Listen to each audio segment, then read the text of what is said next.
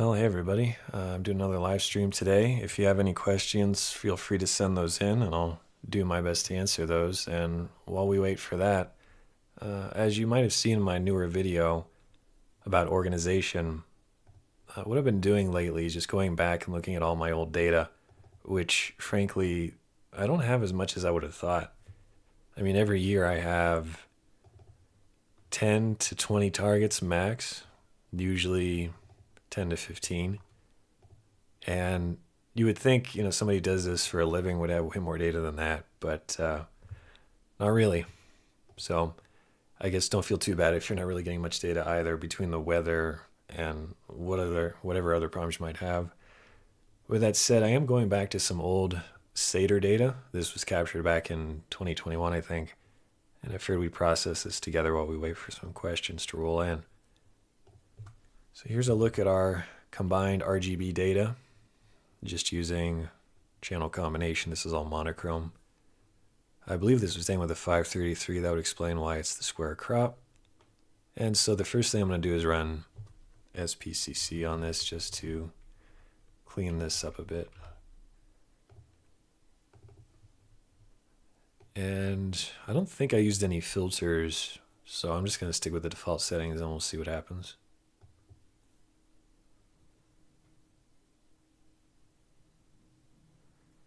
Hey Len, coming from Vancouver. It's nice up there. I was up there, I think, back in 2023. We went to that, there's like some tree fort place or like swinging bridges. That was really cool. And then we went up to Whistler. So you got it good up there, at least in terms of the nature. I don't know how many clear nights you get lately, but definitely a lot of fun up there. All right, so there's SPCC. You can see that the color cast still could be a bit better, so I'm going to do another one over here. And this time I'm going to specify a region of interest. And when I zoom in like this might happen to you as well, where you have not only hot pixels, but kind of some weird streaking noise and things like that. This is probably because I didn't have dithering turned on. We're talking 2021, so I probably got my first go-to mount right around here. And this would have been before I ever tried dithering. So all these ugly little problems you might be hard pressed to see, but they're definitely there. And that's why I always recommend turning on dither, because it will really help to clean up your photos.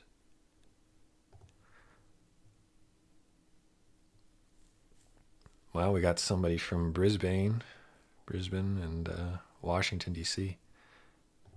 That's the crazy thing with this hobby. I just had a lesson today with a guy from Rio de Janeiro, I think, down in South America. And I was giving him some tips, and then I realized he's in the southern hemisphere, and all my tips were not really applicable because, when he's trying to do a polar alignment, he has to do it without the help of the North Star.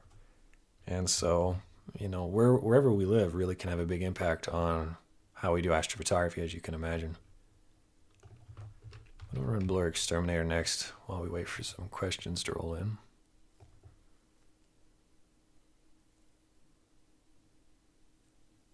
Getting started in Bortle 9 with Red Cat 51, Canon DSLR and Star Adventure. What's a good starting ISO exposure and aperture? Okay, well, since you're on Canon, it says DSLR here.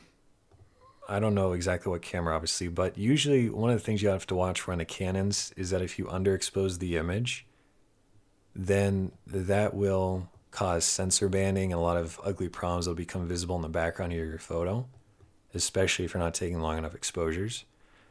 So for Canon shooters, I generally recommend a higher ISO, let's say 6400 just as an example. But if you're on Nikon, usually, or Sony, those tend to have the ISO invariant sensors. In other words, it doesn't really matter what ISO you use, you can always bump it up later. But in your case, if you're in Bortle 9, first thing I'd recommend is considering getting a good narrowband filter, like the Yellow Ultimate. That will go a long way to, with the Yellow Ultimate, you can really cut out a lot of that light pollution. Otherwise, you're just going to really be fighting an uphill battle because it's just going to really screw with everything. In terms of actual camera settings though, well, your RedCat 51, that's f4.9. So that's your aperture figured out. Your exposure, I always say try to go for 5 minutes if you can. If you can't go for 5 minutes, then just shoot, let's say 2 or 3 if you can pull that off with sharp stars. And then your ISO is just going to depend on your total exposure time. Really, the only way to tell is just to take a photo. Let's say it's 3 minutes. And if it looks good, then you can leave your ISO where it's at. If it's too dark, increase your ISO. If it's too bright, lower your ISO. That's really all you have to do there. Do you sometimes find that when shooting galaxies with too many stars, pigments I can't plate solve and color correct? To be honest, I haven't done much galaxy work. I mean, I've done Andromeda a couple times, Triangulum. I've never really had any issues like that myself. In fact, I really can't think of a time where PixInsight couldn't plate solve the image. So I'm not sure on that one. Okay, it looks like going back to the first question, Canon M50. Yeah, I think I've seen one of those once or twice wearing at the camera shop. But yeah, just to recap, when you're trying to do this kind of stuff with a DSLR, just always try to figure out your max shutter speed first without star trails, and then base your ISO off of that.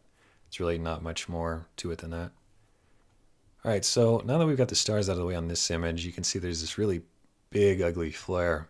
That's probably because I had the ZWO filters, and we touched on this in the last live stream, but recently I upgraded to the astronomic filters, and these have been a huge improvement.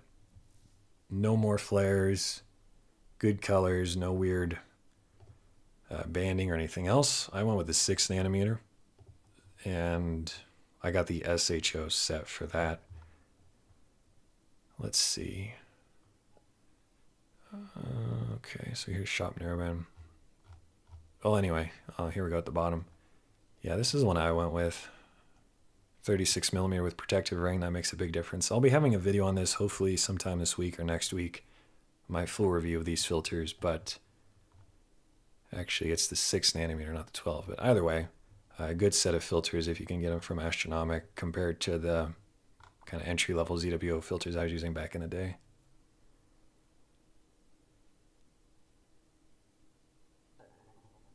Any difference between color calibration versus SPCC? In practice, probably not. So we have photometric color calibration. I've only used this a handful of times when SPCC wouldn't work on the image. I would argue, though, if you're stacking in PixInsight, the star data should be embedded anyway, and there's no reason not to use SPCC. That'd be my point of view. But if you are using another program to stack, maybe ASI Studio or Deep Sky Star or whatever, then the star information likely won't be embedded potentially. And that would be an instance where you might want to run this just to save yourself some time. Again, theoretically, it should look more or less the same, but SPCC should technically be more accurate because it's actually reading the star information in the photo. All right, so again, the image that I have here, this is 4-year-old data at least. It doesn't look great. Plus, it wasn't much total exposure time either. It was maybe 30 minutes per filter, not exactly a lot. And we have some of that ugly color model and walking noise because I did not have dithering, and even a few hot pixel remnants because I didn't take darks either. So next I'm going to run, well, normally I like to do dynamic background extraction at this point, but there's really not much of a background to worry about, so we'll do noise exterminator. Although, actually, I'm going to hold off because I do have my H-alpha data, and one of the things I like to do when I'm blending H-alpha with my RGB is kind of the same process that I've already done. We don't have to worry about SPCC necessarily, but I will do blur exterminator. And I guess it really doesn't even need it because I'm going to not even use the stars anyway. But still, it's a good habit to get in anyway.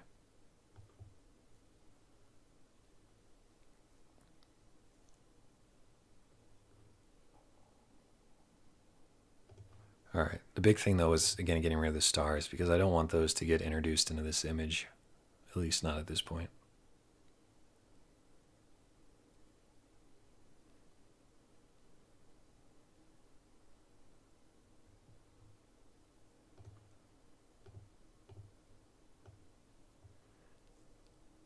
All right, so now that we have our RGB data and the H data, the question is how do we, excuse me, how do we combine these two effectively?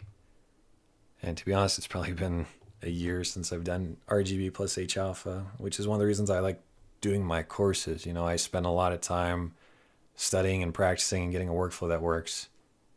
Then I record it, and then a year from now when I don't remember how to do things, I just go back and watch the video, which is definitely helpful. But let's see if I can figure this out off the top of my head. So let's try pixel math. I don't know if this will work or not. I know there's probably another step, but I'm going to not worry about that for right now. So we've got RGB data. We've got H-alpha data.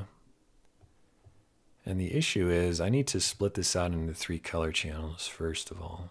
So I'm going to do channel extraction actually.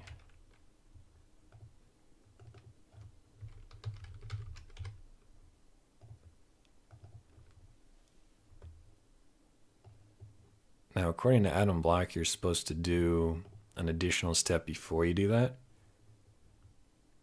just to ensure that the color channels are being extracted properly. Again, I covered this in my videos, but it's been so long I don't even remember. It's one of these anyway. We'll see if we don't. We'll see how it turns out though without doing that.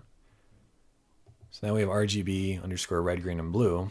Red would be RGB underscore red, RGB underscore green, RGB underscore blue. And let's just try this just to make sure we actually get a color photo.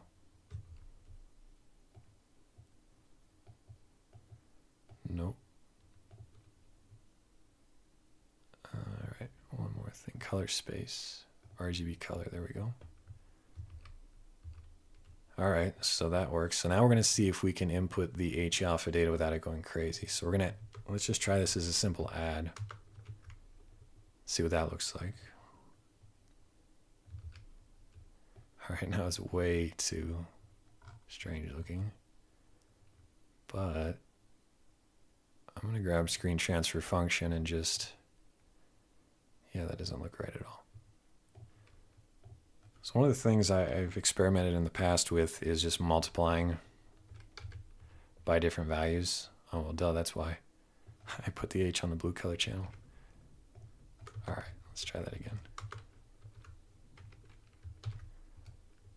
This should at least look a little bit better. But I also need to turn on the chain link. Okay, so yeah, that's what I would normally expect to see. When you add a lot of H-alpha to your red, it just kind of overwhelms the image. And so what you could do is you can multiply that by a value to make it less intense. You can even add this to the other color channels as well. So I could add H to green, just a very small amount, and then add it to blue as well.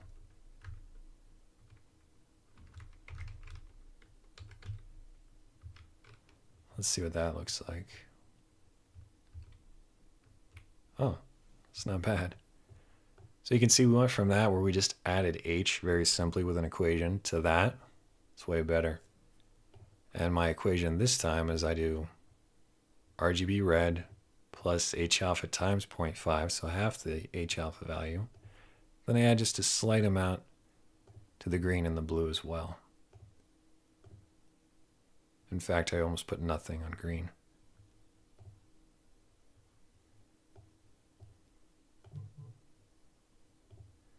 And we can minimize these. One of the things you always have to do is stay organized as well. I like to do little columns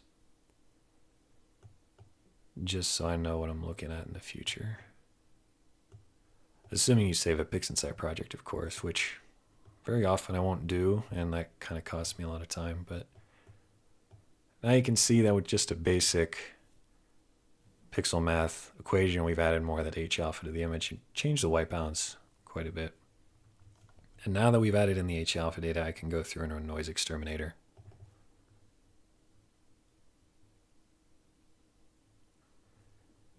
And like I said, if you have any questions, feel free to leave a comment and I'll do my best to answer that.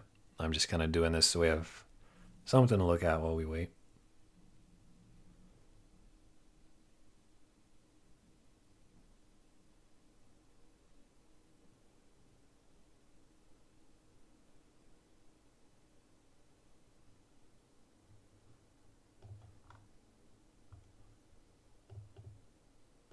It's definitely a lot better afterwards. Although sometimes you get some weird artifacts, even with the latest version of Noise Exterminator, but this doesn't look too bad.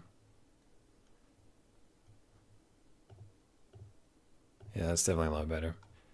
The biggest issue again is that flare. Not only do we have the circular flare, but we have this weird box, which I don't know if that was a telescope that caused that or what, but it does not look very good. Alright, so I'm going to rename this to RGB plus H-alpha. Let's do H-alpha. Looks like another question. Do you look at Hubble palette to determine what you're trying to achieve? Sometimes. Usually, though, I just kind of play around with things until it looks good to me. I don't really necessarily go into it with any idea of what I want to do ahead of time. Most of the time, that is, anyway.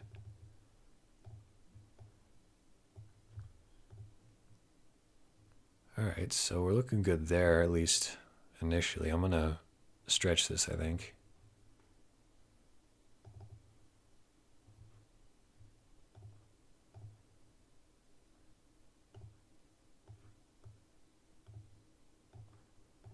And then once I have it stretched, I think we'll bring this into Photoshop.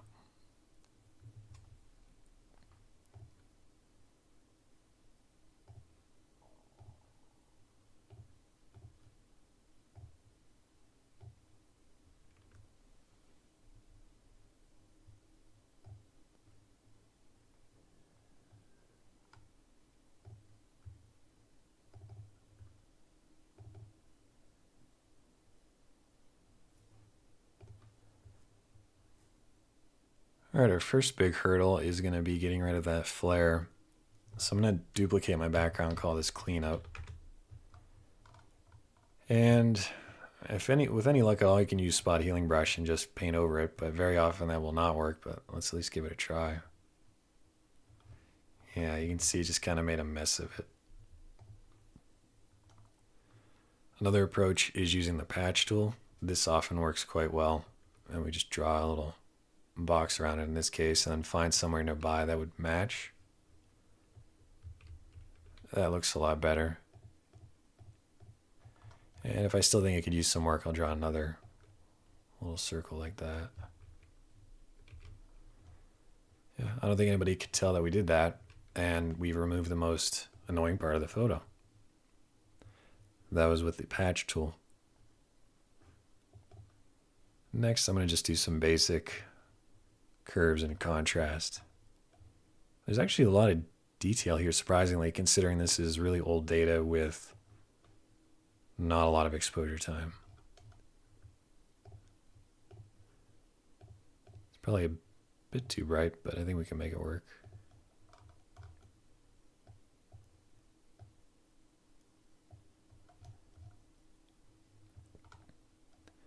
Oh, and also, if you guys have any, maybe you have some new images you captured, but you're struggling to process them, like I said, feel free to send those in too if you don't mind having them on camera. And then we can go through and do a video on that together. That might be fun. But look how much more interesting the image looks already just with 3 curves. We went from that to that. And now we have this really fun kind of purple and pink image. However, if I want the background to be a bit more color neutral, I can add a 3rd curves layer, in this case, I guess a 4th. Use the black point dropper. And with the black point dropper, I'll just start clicking in the photo where it should be black until I get the colors the way I want. One of the issues you have with this is it always makes things way too dark. So that's why you're going to change the blending mode from normal to color. And when we change the blending mode to color, now when you click, it's only affecting the color, not the contrast. And you might even decide that you like it, but it's too strong, which is very often the case. So then you just lower the opacity of that, in this case, curves 4. It's just a nice subtle improvement in the shadows. And since things look good, I'm going to hit Control-Shift-Alt-E. That'll create a composite, and then we'll bring this into Camera Raw, and hopefully this will not screw up the recording, because very often Camera Raw is so intensive it messes with my audio.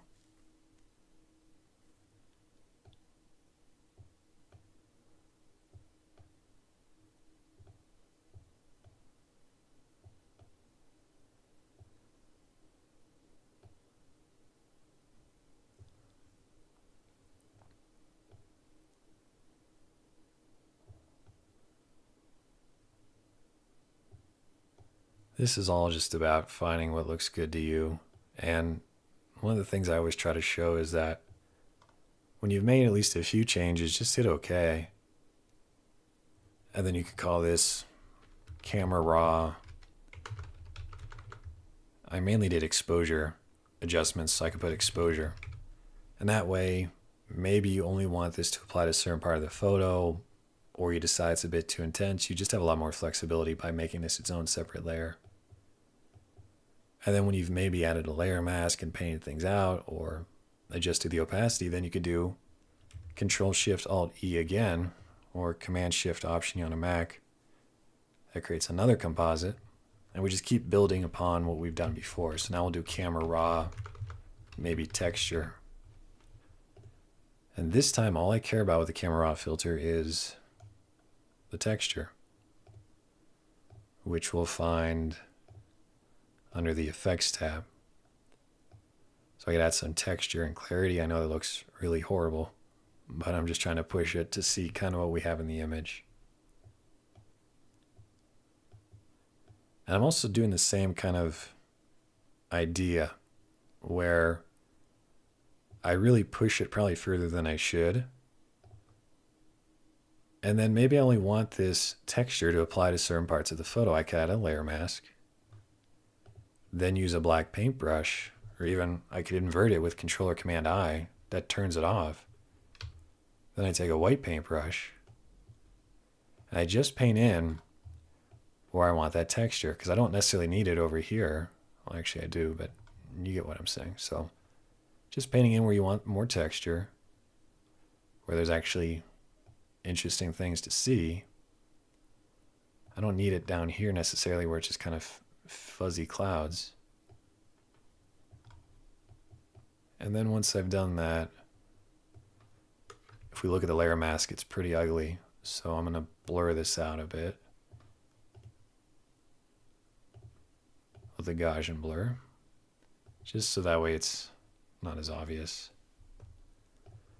And then finally, I'm going to lower the opacity of this layer until it looks a bit more natural. That's how you make the most of these small, precise edits, one little thing at a time. Is there a plugin that will make skies less cloudy? Yeah, I wish.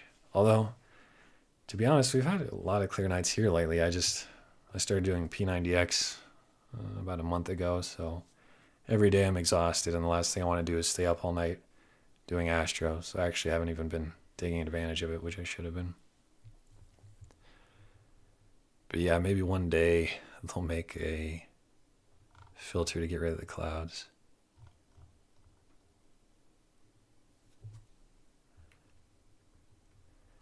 All right, so that looks pretty cool considering this data is so old and I didn't even have much data to begin with, frankly. Went from that to that. I gotta say, I like it. I'm not done yet, though. I want to do a few selective colors, because this is one way to really take your image in a different direction, in a different mood, as I'm sure most of you know by now. But you can see how much more responsive this is than trying to do something similar in PixInsight. I mean, there is a script for that now. I think it's an optional plugin. But I think if I remember correctly, you still have to wait every time you do an adjustment a few seconds to see it update. And here, it's just instant. So I know a lot of people don't want to pay monthly for Photoshop, especially with the prices going up. I don't blame you. But in terms of usability, I still think this is one of the better tools. Do I have tutorials on use of Photoshop? Yeah, I've got a bunch going back here on YouTube, probably 7 years worth. Not all of them are that good, especially the older ones. I've also got, in my deep space course, we do, at this point I think there's 20 full workflows, and we do basically what I'm doing today. We start off in PixInsight, we get the data looking halfway decent, then we bring it into Photoshop and we have a lot of fun with the data at that point. And then when we're finished in Photoshop, we went back to PixInsight, put the stars back in, and then call it a day. And I also have some videos over on Patreon, usually every few months, maybe every month or so, we go through and do a Photoshop workflow. So there's plenty out there. I think a lot of the other, actually, I don't know. I was going to say, I think a lot of the other Astro YouTubers also use Photoshop, but at the same time, I think a lot of those guys just stick in PixInsight for most of it. And I mean, you could do that, but I think today what I'm showing is that it can definitely make your life easier in Photoshop, assuming you're used to the user interface, which takes a while. But that's true of any new software. And I mean, look at, for example, this magentas, the yellow slider. If I take it to the right, we have this interesting red to the image, which I like that. But at the same time, if I go to the left, maybe not that far, but we get this more cool purple and blue. I like that too. And so one of the things you could start doing, if you haven't already, is, let's say you like that, we could save this maybe as RGB H-alpha version 1 red. And then we could do it the other way, make it more magenta, and then save that as version 1 magenta. That just gives you two different avenues that you can start on for version 2, because inevitably you'll decide that I don't really like that color balance, and you'll want to redo it anyway. So at least that gives you two different starting points.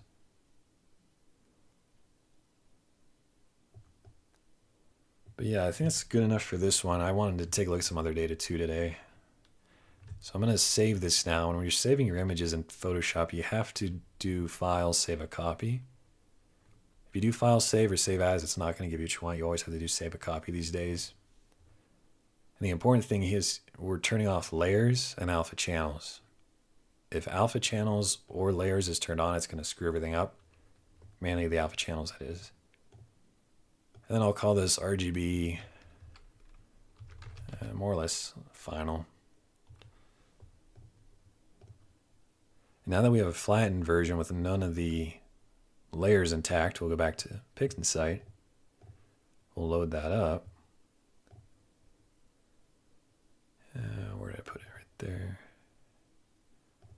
I guess I really should have called this, rather than final, I should have called this flat, because we flatten the image and that would make sense in the future. So now I'll open up the flat, and if we compare that, just night and day. That's boring, lame. I mean, we didn't really do much with it, but still, that looks way more fun. I actually really like how that turned out. So finally, we need to put the stars back in, and the question is, where are those stars? And I don't know. We have the H-alpha stars, but I don't want those. So, if this happens to you, you know, if you lose your stars, you don't know what happened to them, what you could do is go back to your RGB image. If we look at the history, we can see that we have Star Exterminator. Click before that, then I'll extract them again.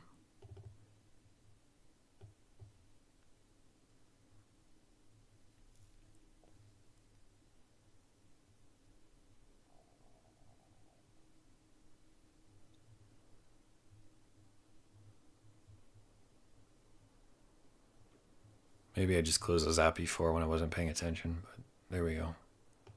So I'll call these RGB stars.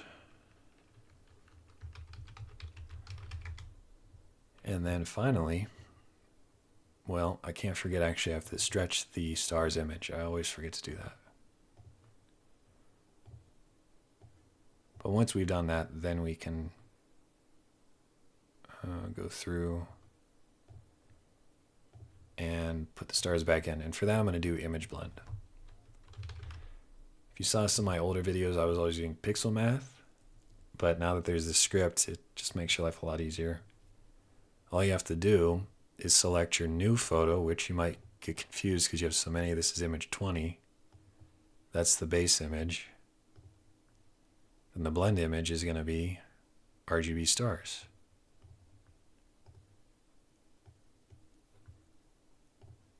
And then for the blend mode, this always has to be set to screen, as you probably know. Then the midtones for the blend image, the more you move this to the right, the less intense the stars are. So this is basically an easy and free way to do your star reduction. So I'll probably do somewhere right around there. I mean, I want stars, but I also don't want to obscure all this nice detail. It's all about finding that sweet spot. I think that'll work.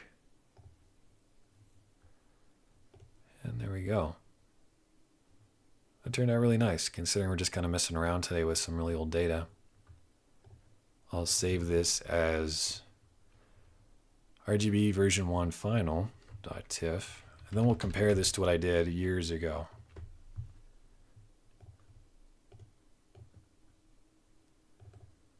So there's our final. Let's find the old one. I'm doing all this off of a backup drive. Again, if you saw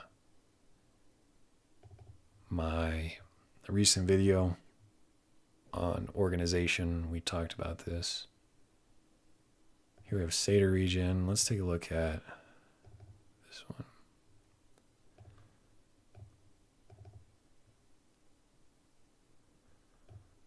Well, we'll do it this way. Okay, so there's my version from years ago, and you could see that this is before Pix and Sight, so my stars are really bright and intense because I didn't have a good way to remove them back then. We still have that flaring, and the contrast is too intense. You can hardly see all these beautiful details, not to mention the really god-awful stars in a way that's just not looking good. Now, if we look at the starless version, even that, I mean, it's cool, but it doesn't look great. There's a lot of noise here still. This is before Noise Exterminator existed, I think. Or at least before I was using it. There's a lot of star remnants caused by, this must have been StarNet. So all this stuff was before the more advanced tools that we have access to now in Pix and Sight. And you can just tell the underlying data is nowhere near as clean or detailed compared to our new version right here. It's just a night and day difference in terms of quality. For example, if we look up here, we had some interesting stuff, but you couldn't even tell before. Now it stands out quite a bit better. I mean, it's still not great. It wasn't that much data. And you can still see some of that streaking noise because I didn't have dithering turned on, but it's not bad. All right, let's take a look at one of my big failures of last year. I had seen a few photos of the Pleiades with H-alpha. I said, well, I'm in a Bortle 2 now. I can totally do that.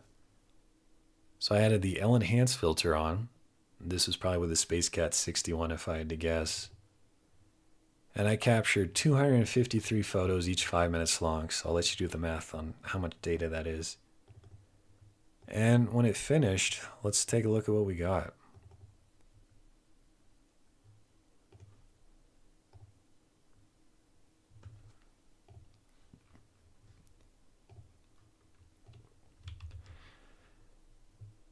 All right, so that is my straight out of stacking Pleiades, probably 20 plus hours, if not substantially more than that. I think it was a lot more actually, but I'm gonna do SPCC. This was with the L-enhance, so I need to make sure I select that. Technically that is narrowband, so I'll do photon flux.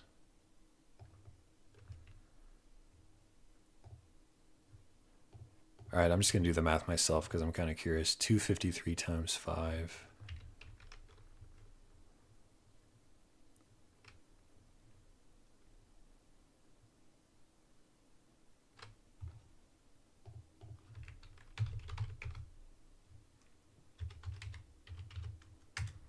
That's that many minutes divided by 60. So yeah, about 20 hours, if I did that correctly. And it gave me this. That's with the L-enhance. I mean, you could barely make out the H-alpha data. It's incredibly subtle. I was expecting really intense streaks, even though I know it's subtle to begin with. But what I've realized since then is that the L-enhance is not exactly a great filter for this kind of thing. Ideally, if you're trying to get really dim H-alpha like that, you want a monochrome camera. That way you can just get as much H-alpha data as you need until it's clean, and then you're done and you can move on to the others. But in this case, all I could do is just keep using the filter night after night. And it really did not turn out that well. But we're going to see just how far I can push this.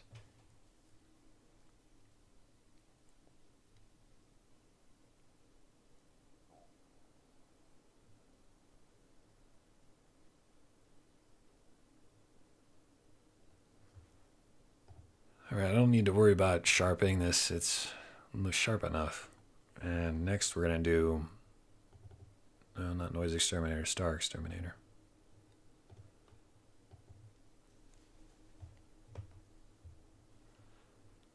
If you're just joining us, like I said, I'm just kind of going through and playing around with some older images. If you have any questions, feel free to leave a comment and I can talk about that.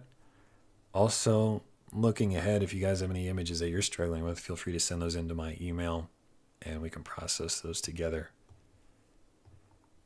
But when I do that, that is star exterminator, you can see it looks kind of strange, doesn't it?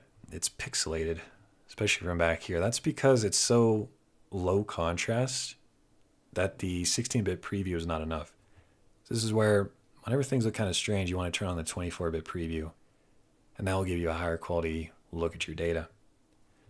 So at this point, because we're trying to show off the H-alpha, essentially we need to do some sort of gradient correction or background extraction to hopefully add even more contrast to a somewhat hazy looking image. And for that, I'll do dynamic background extraction. But as you can imagine, we don't really have that many clear examples of dark sky here. I'll have to do my best to work around that. So for my tolerance, I'm going to start off with 3. Let's see how that looks. Yeah, that's filling the whole frame, so I think 3 is our number. All right. Okay, let's do that. So now we know tolerance of 3 roughly. Default sample radius will do 25, and then I'm just going to start trying to do this somewhat carefully, but in the interest of time, I don't want to bore you guys all to sleep, although if you need to fall asleep, maybe this would be a good way to do it. I'm just placing some points where it should be dark. And when I'm doing this first draft of DBE, I don't really care that much. I'm just trying to get it rough because it's going to give me a much more contrasty image that will give me a better opportunity to do dynamic background extraction. I've shown this in a lot of the recent videos, so hopefully you know what I'm talking about. But something like that's probably fine for the first draft of this. I think I'll try subtraction.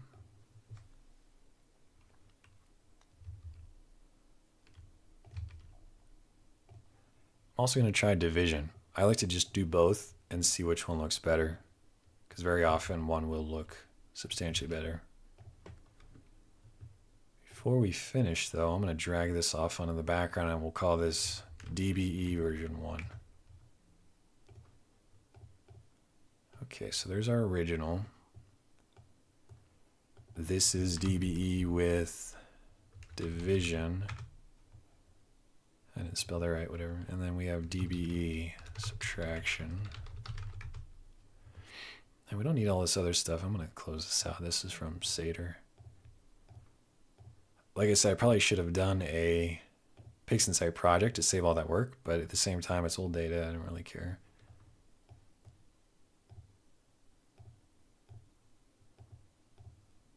All right, so we've got division and subtraction.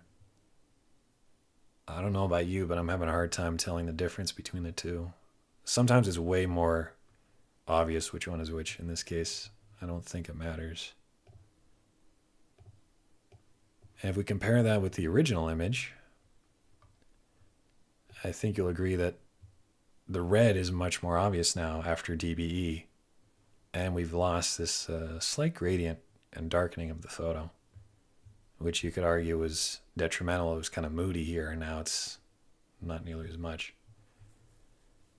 But in any event, we can see the background a bit better, I think. And so what I can do is with this image selected, I can double click on DBE version 1. This shows me where I placed all my points, and now I say, oh, well, maybe I should have moved that there and that down there. This is an easy way to fix your point placement.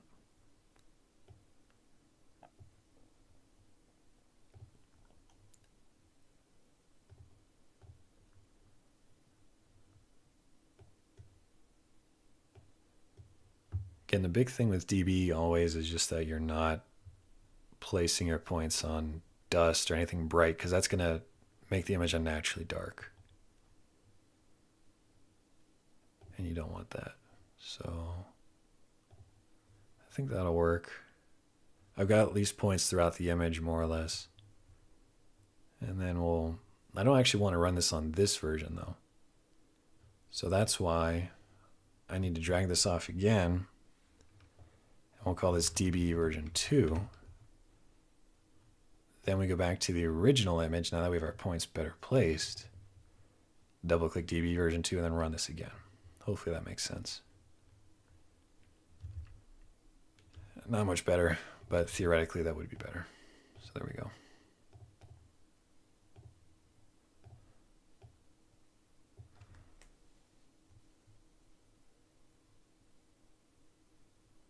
Have you seen Stefan Zeigen, whatever, Northern Sky Narrowband Survey?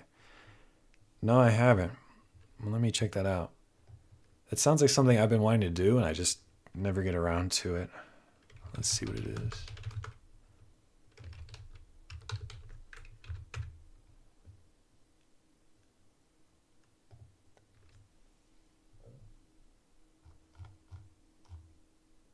Yeah. That's pretty gnarly, all that gear there.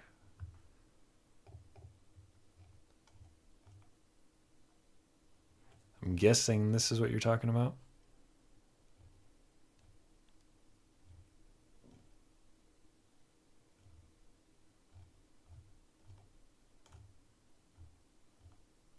Pretty cool stuff. I always love this kind of thing where you can actually see the whole region. You know, I mean, when most of us are doing this, we're focused on, let's say, the rosette, and that fills the frame. We're like, wow, we got a great shot. But when you have an image like this, where you get all the extra context of what's around rosette and the fact that it leads up to the cone, and then, you know, we have this image on its own, that's cool. But just seeing it all together and seeing what else is around, that's always been very fascinating to me. We never have the jellyfish up there. Yeah, that's neat. This is just so much work, though.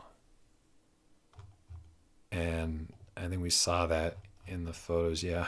I mean, it's one thing if you have one camera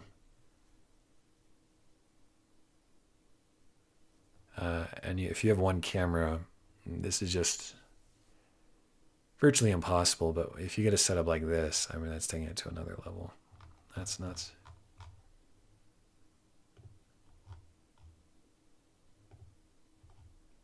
One of the things I like to do as well, it's very rare to see images like this, but if you do, this is a great way to understand the night sky and find new targets.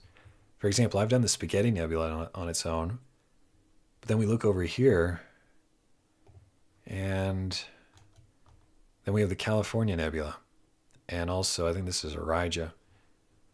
But there's just all this interesting stuff that with these wide field perspectives, you can say, okay, I didn't even know that, let's say that there is this object up here. And so you can try to figure out what that's called and then center it up on that. So I think these wide field examples are a great resource for anybody looking for new targets. Of course, we've got some really amazing data down here. Check that out. I've never even seen any of this stuff before. It's very intricate details that you wouldn't even know is there. Like I did the witch's head here over the winter. That was one of my targets. And you could barely make out some of the H-alpha. I think my composition was something right about like that. But then to see all this extra detail is just unreal. Yeah, that's cool.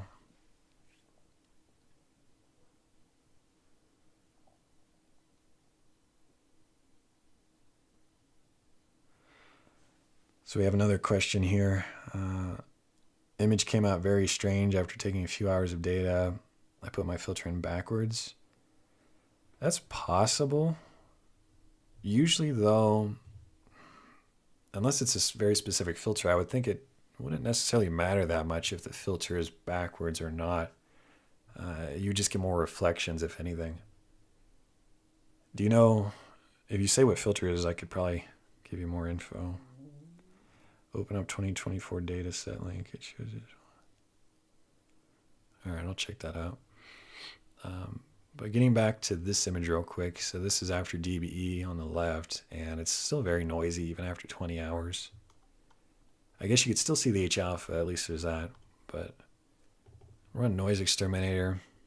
And one of the things I like to show off is that with screen transfer function, right now there's still not a lot of contrast in the photo. So I can manually bring the points closer together and really push the contrast like this. And it's not a bad idea to do this before noise exterminator, because this is going to showcase the noise a lot better than you would see otherwise. And now when I'm doing noise exterminator, I know I probably have to push this all the way.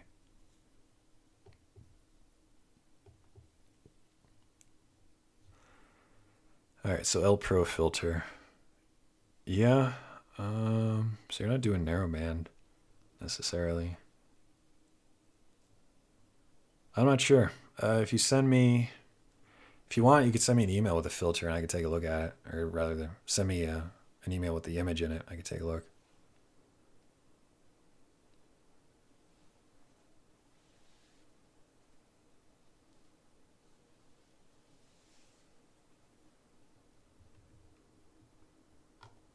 Okay, that still looks horrible.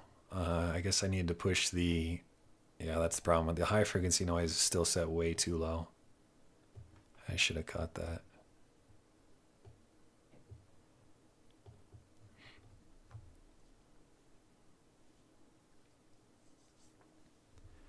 While that's running, let's see if we can find the Pleiades in one of these. Yeah, this is cool too, the dust. That's one thing I've really been getting more and more into lately is... So, I don't know how many of you guys caught the last live stream I did a week ago or so, but I spent virtually all winter, over 100 hours, capturing data just on this section of the night sky from right around here over to the angelfish, deadfish, whatever, dark shark, and I think I got part of the... I forget what this is called, Wolf's Cage maybe? So my composition was roughly right like that. And I spent 100 hours getting data on that, and it still doesn't look very good. And I'm like, well, that was a huge waste of time. But then you see something like this, and you realize just how much more dust there is everywhere else. It's like, wow. You could virtually aim anywhere in the night sky, and if you capture enough data from a dark enough location, you could probably get a cool photo. I mean, imagine you aimed up over here, you'd have this, all kinds of cool stuff. The problem with that, though, this faint dust, is that it might take you 2 or 3 nights to get enough data to even see what you're photographing. And that just makes it even more difficult because you could just be aiming at nothing from your point of view for a full night. So that's why I think a lot of people, myself included, just like to do bright nebulae because at least you know what you're getting.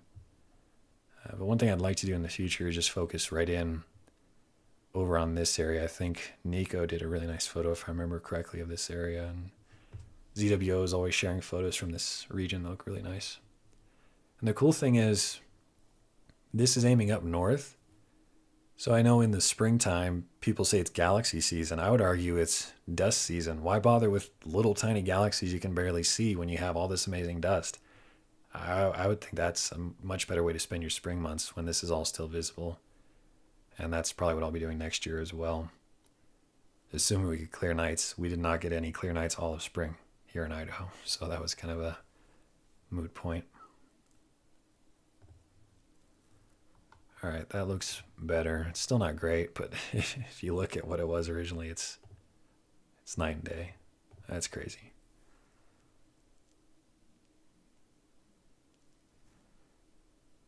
Is DBE preferred over Graxpert? Depends who you ask. I used to hate DBE. I thought it was a really tedious waste of time. I'm starting to realize just how good it can be, though. I think Graxpert is great in certain scenarios, and a lot of people love using it. So it's really just up to you. I would say it's really up to you how much control you want over the image. You know, with Graxpert, is one click and you're done. But if it doesn't really work, then you're kind of stuck, you know? With DBE, you can always continue to tweak it, and you know exactly where you're placing points, etc. So anymore, I do prefer DBE, but you can certainly use Graxpert. There's nothing necessarily wrong with that. Yeah, look at the difference now. I know it doesn't look good. It's kind of modeled over here because I didn't have that much data. But compared to the image on the right, you couldn't even hardly see the H-alpha. Still doesn't look great. Like I said, this was one of my big regrets and failures of last year, is that I put 20 hours into this and really didn't have much to show for it. I would have liked this to look a lot better. So we can also see another issue again with the flaring. These flares from the ZWO filters, actually no, this is the L-enhance, excuse me. Even with the L-enhance filter, you get these flares, which is, I mean, you're photographing the Pleiades, you would expect to see flares. But I think the astronomic filters, I don't have them up anymore, but those are definitely a good investment. No more flares like that. I also don't know if you get this kind of flaring with the L Ultimate, and that's their more expensive filter, but I mean, at the end of the day, these are not that big of a deal. You can fix this with the click of a button in Photoshop. I guess I'd rather have these smaller flares than a huge flare taking up half the image. All right, let's see if there's anything else to take a look at before I call it for the night. Again, if you have any questions, feel free to send them in. Cocoon, cat spa.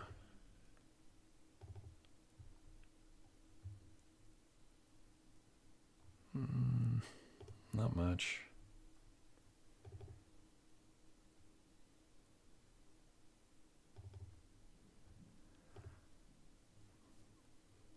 All right, well, I think we're going to call it there unless any last minute questions come in. So I want to thank you guys for coming out today. I'm going to, like I said, try to do more of these. So feel free to send me some emails if you have any questions ahead of time or some photos you're struggling with. But we got one more last question, I think. How do you get over that aversion we all feel to spending so much time on a single target? Yeah, I think that just comes with time. I mean, it took me probably 4 years to get to the point where I willingly invest 20 hours in a target nonstop.